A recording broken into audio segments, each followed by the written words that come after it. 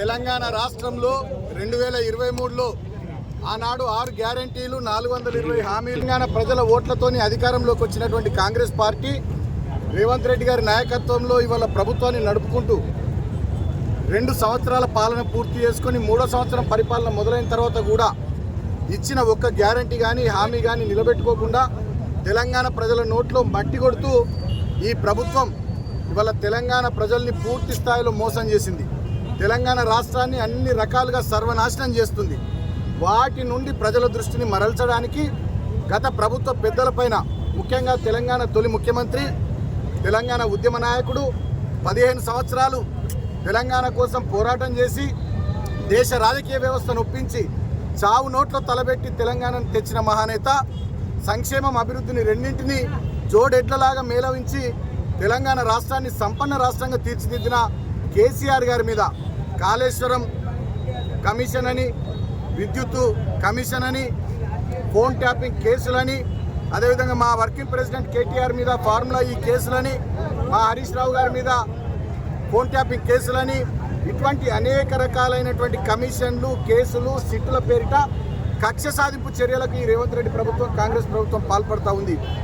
ముఖ్యంగా వాళ్లకు పనిచేసే దమ్ము లేక, పనిచేసే సత్తా లేక, ప్రజలకు ఇచ్చిన మాట నిలబెట్టుకునేటటువంటి దమ్ము లేక, ప్రజల పట్ల ప్రేమ లేక, తెలంగాణ మీద ప్రేమ లేక ఇవాళ కేవలం ప్రధాన ప్రతిపక్షమైనటువంటి బీఆర్ఎస్ పార్టీ మీద కక్ష సాధింపు చర్యలకు దిగుతూ ఉంది. దాంట్లో భాగమే ఈ ఫోన్ ట్యాపింగ్ కేసు, దాంట్లో భాగమే ఫోన్ ట్యాపింగ్ అంశంపై వేసినటువంటి సిట్టు. ఇది టీవీ సీరియల్ లాగా 2 సంవత్సరాల నుంచి కొనసాగుతూ ఉంది. ఫోన్ ట్యాపింగ్ అంశం మొదట ఒక సిట్ వేసిర్రు, అది అయిపోయింది. ఇప్పుడు 2వ సిట్ వేసిర్రు. ఇవాళ మంత్రులకు సంబంధించి, ముఖ్యమంత్రికి సంబంధించి గొడవలు జరుగుతూ ఉంటే ఒక టీవీ ఒక మంత్రి మీద స్టోరీ వేస్తుంది, ఇంకో టీవీ ఉప ముఖ్యమంత్రి మీద స్టోరీ వేస్తుంది. మంత్రులంతా కలిసి ముఖ్యమంత్రికి వ్యతిరేకంగా మీటింగులు పెట్టుకుంటారు. వీటి నుంచి ప్రజల దృష్టిని మరల్చడానికి ఇవాళ ఈ రకమైనటువంటి డ్రామాలు కాంగ్రెస్ ప్రభుత్వం చేస్తూ ఉంది.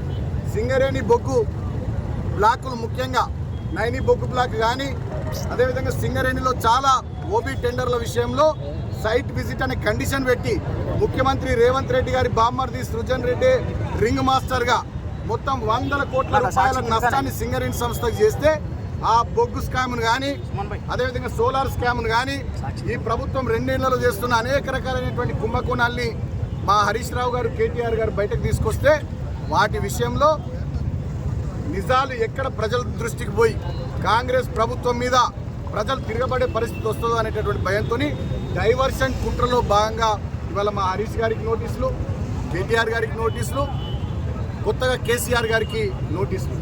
కేసీఆర్ గారికి మొన్న నోటీస్ ఇస్తే వారు ఎర్రవెల్లి నివాసంలో నేను విచారణకు సిద్ధంగా ఉన్నా అన్నారు.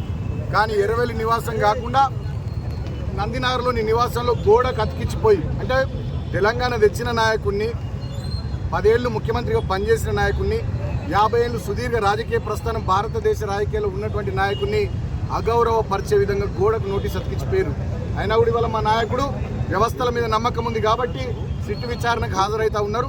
ఇది కేవలం మున్సిపల్ ఎన్నికల్లో ప్రజల దృష్టిని మరల్చడానికి, బొగ్గు కుంభకోణాల నుంచి ప్రజల దృష్టిని మరల్చడానికి, ముఖ్యమంత్రికి మంత్రులకు మధ్య జరుగుతున్న గొడవల నుంచి ప్రజల దృష్టిని మరల్చడానికి వేసినటువంటి ఒక చిల్లర రాజకీయ ఎత్తుగడ తప్ప ఇంకోటి కాదు.